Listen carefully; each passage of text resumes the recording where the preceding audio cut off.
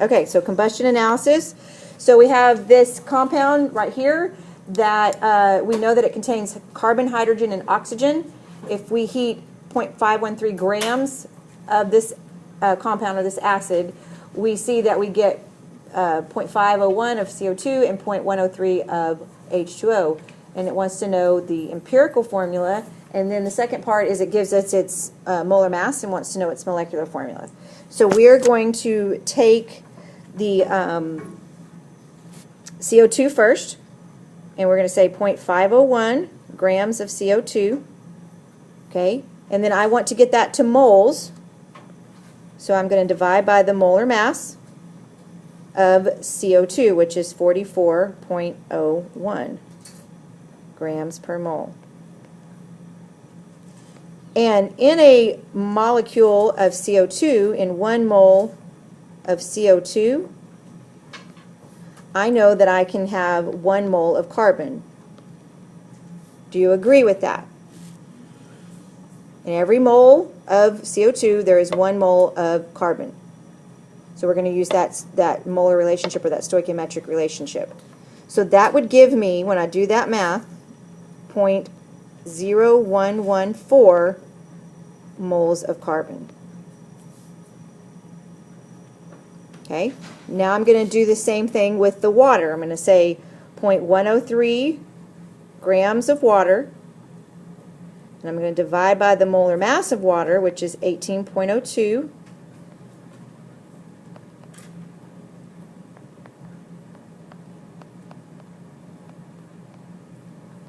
And for every 1 mole of water, how many moles of hydrogen do I have?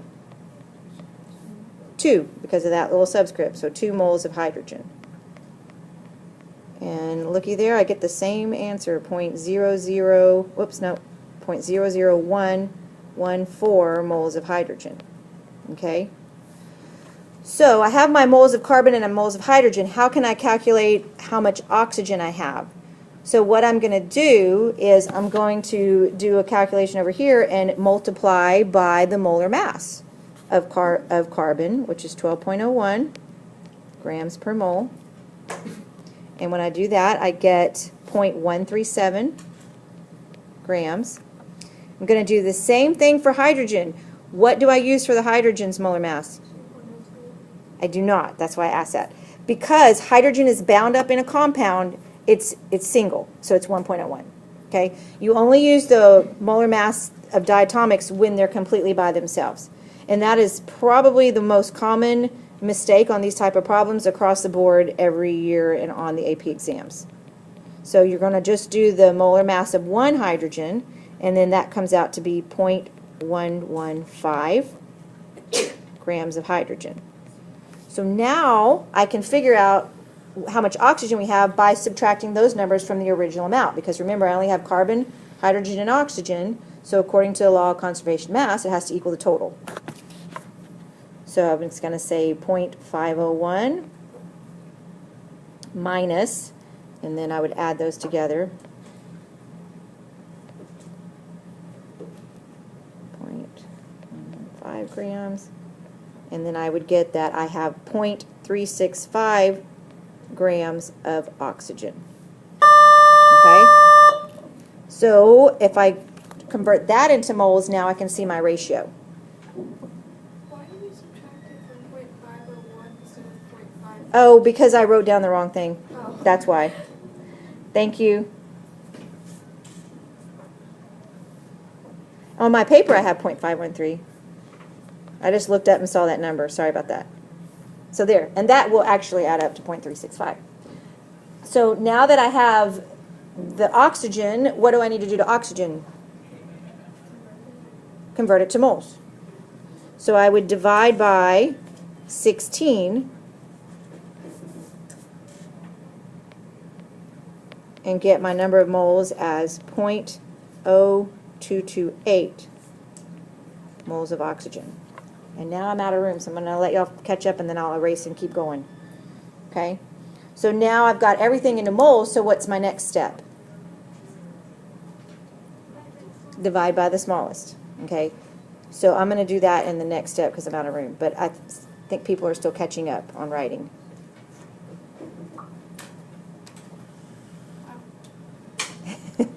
These problems are a lot of work. Yeah. But I'm weird. I like doing them. They're fun. I don't know. I find they relax my mind. When it gives me something to focus on. I'm quite ADD. Okay? Is everybody caught up with that? Okay, I think this erases it. Yes. Okay, so then for carbon, hydrogen, and oxygen, we can say we had 0.000114, 0.0114, 0.0114. Oh, no. Sorry. I just really like that number, apparently. 0.0228. Okay, so now I'm going to divide everything by the smallest.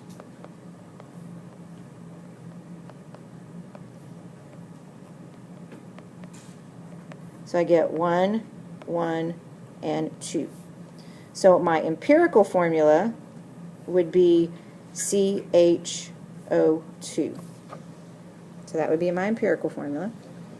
And if I was to do this on the AP exam, I would go ahead and like box it so they know that I knew what I'm doing. The clearer that you can make it when you are doing the FRQs on the AP exam, the better it is for you. Because if they can see it real clear, most likely they would go, oh, they got the answer. And they'll look and see if you have work that matches. But if they have to go digging around and seeing what you did and see if you can figure out, that's more, and they're more likely to find any mistakes. So try to make them as clear and easy to grade as possible. I don't know any of you well enough to, well, I know some of you well enough to know about handwriting. If you are someone who has really hard to read handwriting, I'm going to try to say this nicely, you need to try to make that a little bit more legible on the exam, okay? Because the graders are grading, a grader grades one question throughout the whole thing, so it's consistent, and they're grading, you know, thousands upon thousands upon thousands, and if you can make it nice and neat for them, they're more likely to be a little bit, I think, a little bit more lenient with you than if you can't, if they can't read it, they're only going to try so hard, and then you're like, I can't read that, okay? So that's our empirical formula, so molecular formula, okay? When I taught this, I don't know if Miss Lawrence did this, but I would teach them to show your empirical formula like this, showing that it's an empirical formula, and then we would go solve for this N, okay? But basically, the way you go from an molecular to empirical to molecular is that N is going to be equal to the molecular form, the molar mass, I mean, over the empirical mass. And remember, the empirical mass is calculated just like molar mass. It's just for the empirical formula. Okay?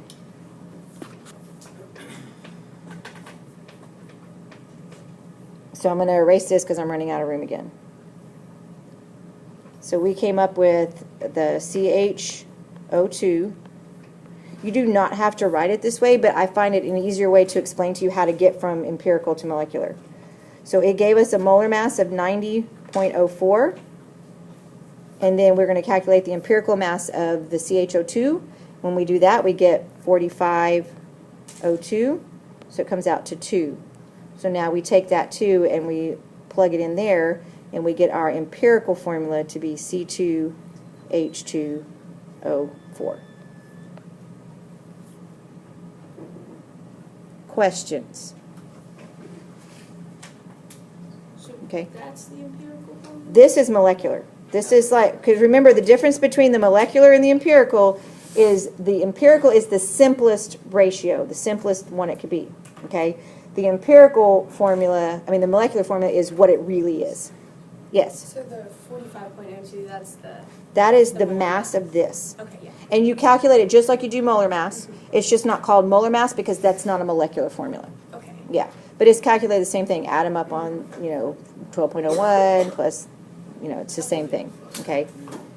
It's the same thing. Okay? Earlier today, the journal question, I had put up a formula up there, and I wanted to ask you, I asked you what the empirical formula was. Did y'all get an answer for that?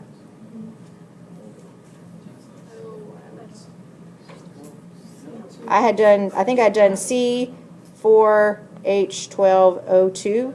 Different problem. This is totally related. This was a journal. So that's its molecular formula. What would its empirical be? C2H6O. So you just reduce it, basically. reduce it. Yes? So why at the very beginning do you multiply it by its molar mass? Or You mean divide by its molar mass?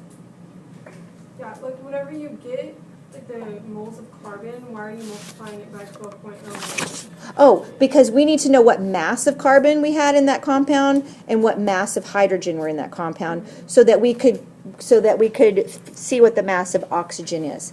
Because we can't do oxygen the way we did carbon and hydrogen, because when you burn oxygen, it's going into both compounds. Okay?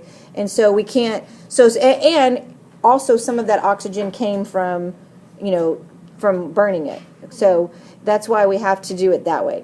And then you get the mass of the oxygen so that you can get it to moles. So then we can compare the mole ratios. Okay. Yeah, that's the way you do it with the combustion analysis. The other ones, they sometimes, if it's not doing it through combustion, they just give you the percentages, or they might just give you how many grams are in the compound. Then it's just straightforward, you go. But in a combustion analysis, when it makes CO2 and H2O, you have to do it this particular way. And this was one of the things that they stressed to us in my class this summer. They said, make sure you're doing some combustion analysis with them. So one of those things, it may show up on the AP exam, it may not. I mean, sometimes it does, sometimes it doesn't. So it's all a gamble what we think is going to show up. So But it's massively important. it's massively important. Okay, so that is pretty much the last thing we're doing on empirical molecular formula. Tomorrow we're actually going to do a POGIL activity where y'all are going to get together in groups and practice this more. So I didn't actually give you like a worksheet on it, but y'all are going to do this together tomorrow in a group activity, probably about 3 or 4 in a group. Okay.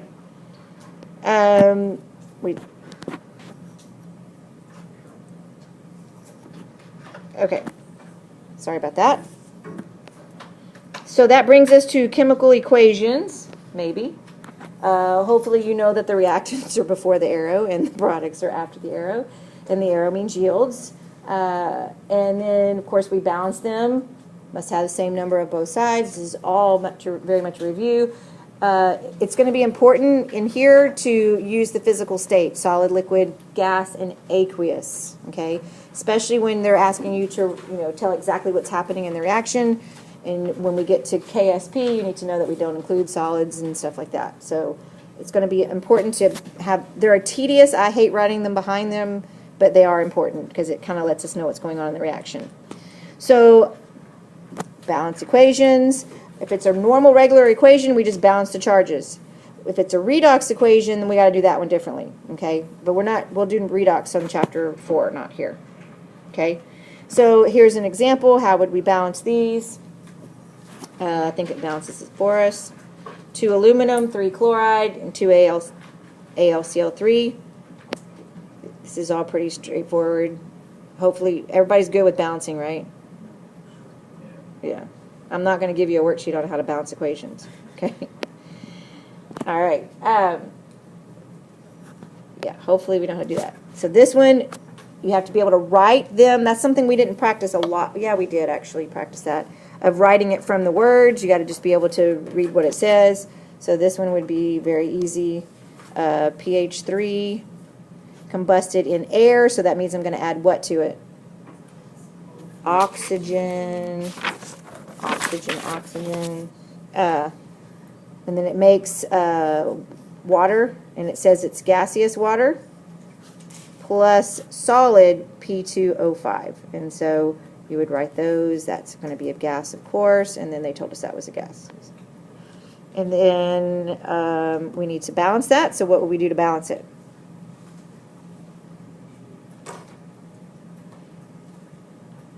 Easiest thing to do is I see this 2 P2. I would go ahead and put a 2 there and start there. So that gives me how many hydrogen now? 6. So I'm going to throw a 3 there so I can have 6.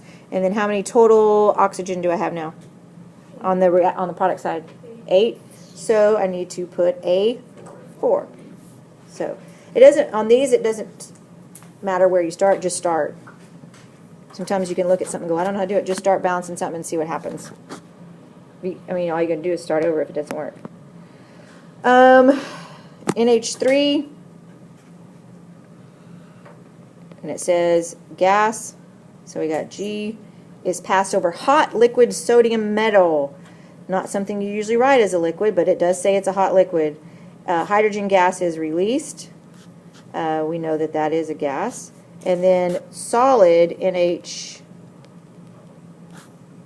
and we do an S. And then we have to balance that. So how are we going to balance that?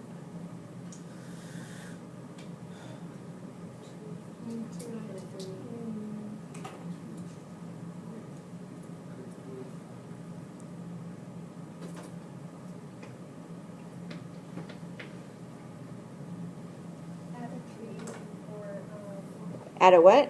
Add a 3. I don't need a 3. I don't need a 3. Add a 2 to NH3, is that what you said? Yes. Add a 2. And then add a 2. And I'm done. Yep. All right. So then that brings us to stoichiometry. Yay.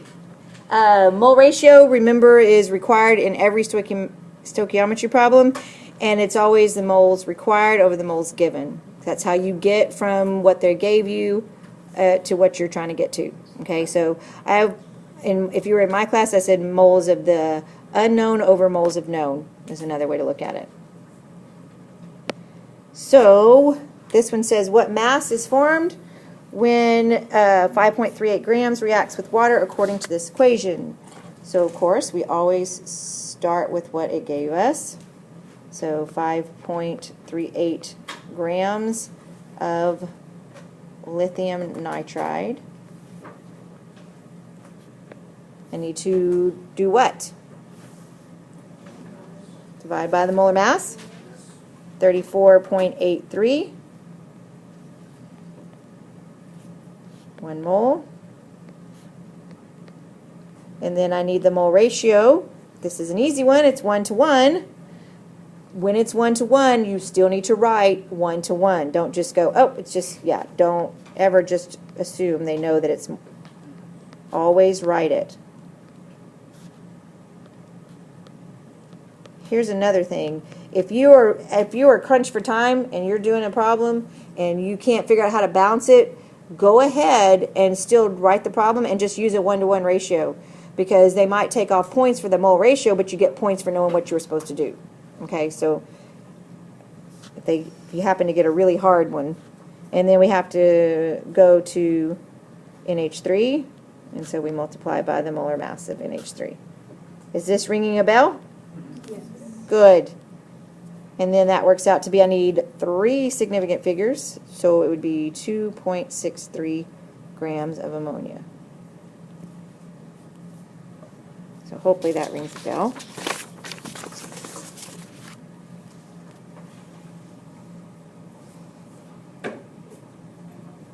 Yes? How do you get the mole ratio again? Oh, from the balanced equation. Yeah. So there's nothing in front of them, so it's a 1. Okay. But if we were trying to go, say, from lithium nitride to lithium hydroxide, this would have been 1, that would have been 3 on top. Okay. Yeah. Do we have to balance the equation before that? Like Sometimes. Yeah. Here's the thing about that. Always check to see if the equations are balanced. Don't just assume that it's not. Now, if it's written down and you already see some coefficients in front of it, then they balance it for you. But if there's no coefficients, double check that it has been balanced. Okay? And when we get to redox, you work redox stoichiometry problems the same way. You just have to balance them differently before you do a redox. Redox are my favorite. Okay. Limiting reactant. Do you want me to show you the animation? I don't know if it's going to work through the dossier, but I'll try it.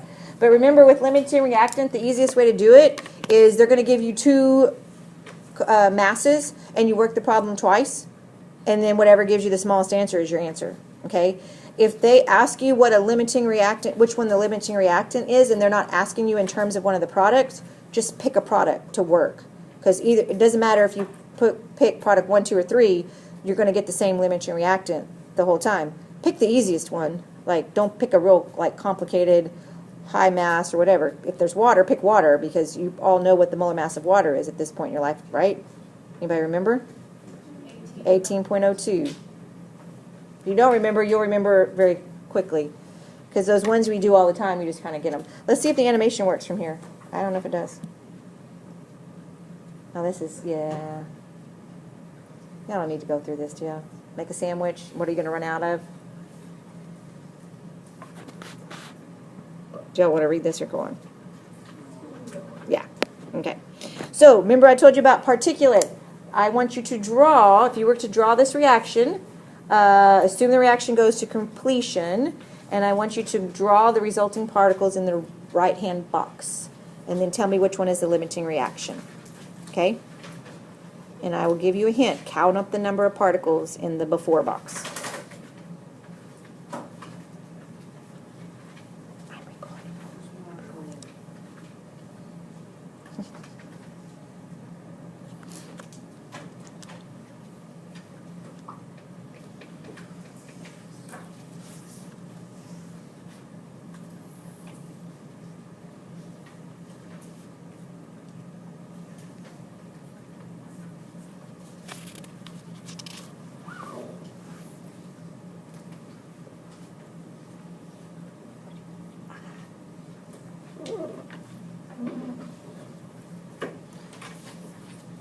And then hopefully your drawing will look something like this.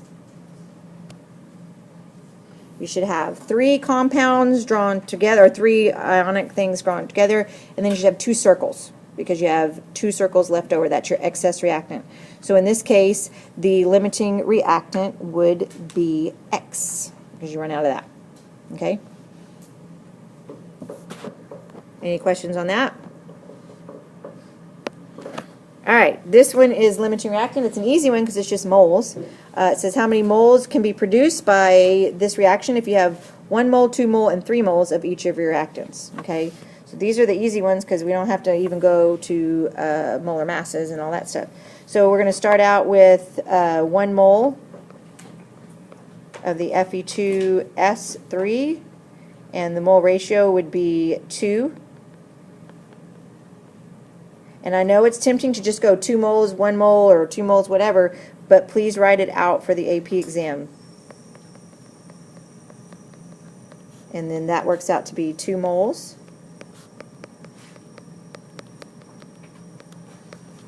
And then for oxygen, or no, hydrogen's next, 2 moles H2O. And we have 6 moles H2O. 4 moles of FeOH3. That works out to be 1.3 moles. And actually, if we were doing it with significant figures, it would be 1 mole. But this is just asking us how much we can produce. So actually, with our answer, we would need to put in the right sig figs. Oh, no, it's 0.0. Never mind. I lied.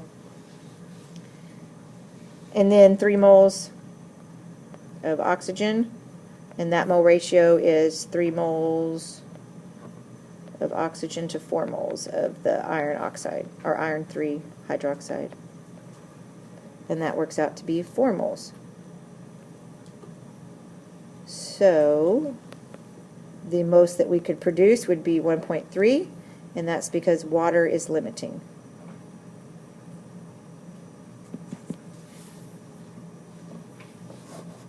Hopefully you won't ever have to do one that has 3.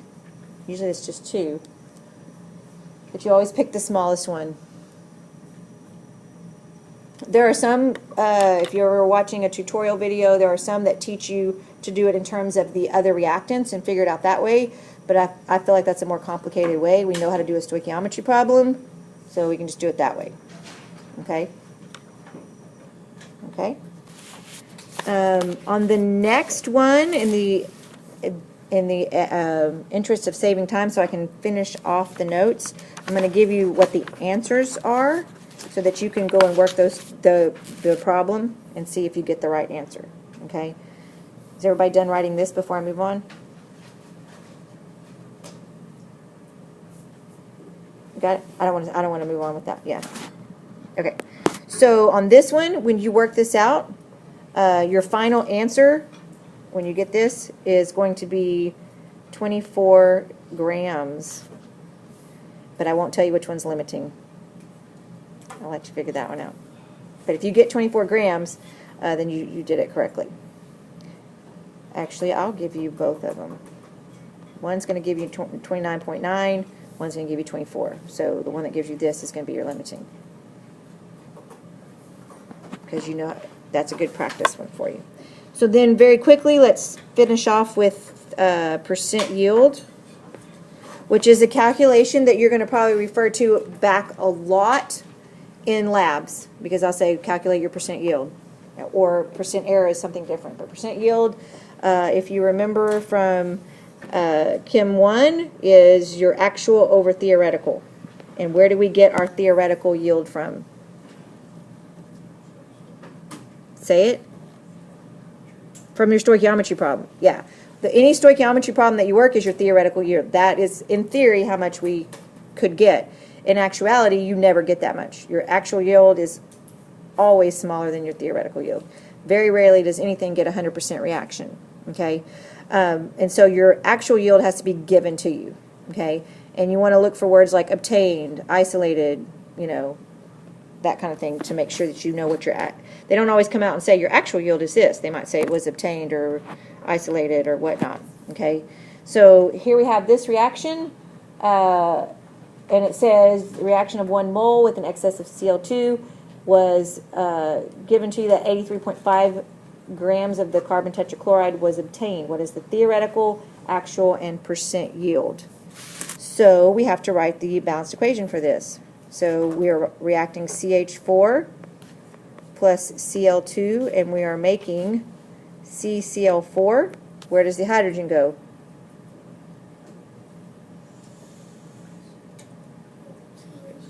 Yeah, it's going to be released as a gas. So then we balance that, and we put 2 here and 2 here. Okay? So we start with our 1 mole of CH4. And for CCl4, it's a 1-to-1 relationship, so it's 1 mole of CH4, 1 mole of carbon tetrachloride, and then we multiply by the molar mass of that. I like it when we start with moles. It makes our life easier. It saves a step.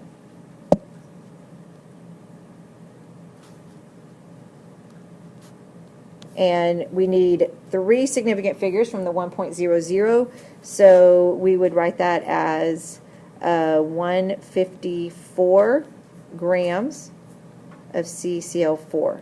That is our theoretical yield. So then to get percent yield, we would do actual over theoretical times 100. So they gave us 83.5, and we said we should have gotten 154, and I forgot to put that in sig fig, so I think it should come out to be 54.3, but if you get a slightly different number, I was doing this at Starbucks and I wasn't paying attention to sig figs, so it might be a tiny bit different. So that would be our percent yield. Any questions? So we just basically did in one day what it took y'all like a whole unit in Chem 1. This is why it's important to learn it in Chem 1. Which is why I'm also giving you practice, okay? And because some of you are like, I got this, I don't want to practice, and then some of you haven't seen it in a while and you want more practice. So I don't want to make the ones that have it down, I don't want to make them like practice more than they want to. After the next unit, when we get to that, it will be new stuff, and then we won't go so fast.